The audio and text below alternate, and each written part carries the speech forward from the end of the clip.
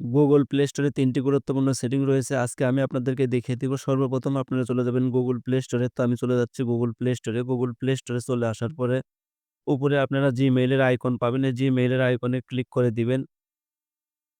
এখানে ক্লিক করবেন। এখানে ক্লিক করার পরে এখানে দেখতে পাচ্ছেন Manage Apps and Device নামের একটা অপশন রয়েছে। এটাতে ক্লিক করে দিবেন। এটাতে ক্লিক করবেন। এটাতে ক্লিক করার পরে এখানে কিন্তু অনেকগুলো অপশন রয়েছে। এখন যেটা করবেন এখানে দেখতে পাচ্ছেন আপডেট অ্যাভেইলেবল কিন্তু রয়েছে।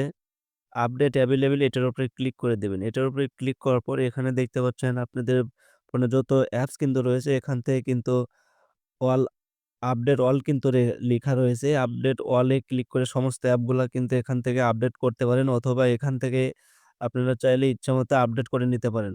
২য় নাম্বার অপশনটি আমি আপনাদেরকে দেখিয়ে দিব। এখান থেকে ব্যাক চলে আসবো।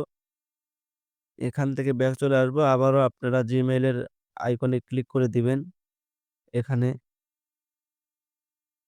এখানে ক্লিক করার পর এখানে দেখতে পাচ্ছেন প্লে প্রোটেক্ট নামের একটা অপশন রয়েছে। প্লে প্রোটেক্ট এটার উপরে ক্লিক করে দিবেন।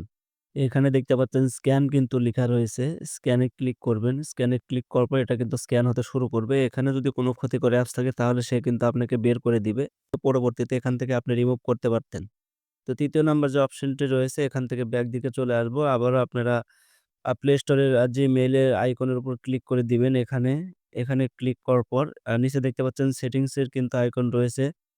এই সেটিংস এর আইকনে ক্লিক করে দিবেন।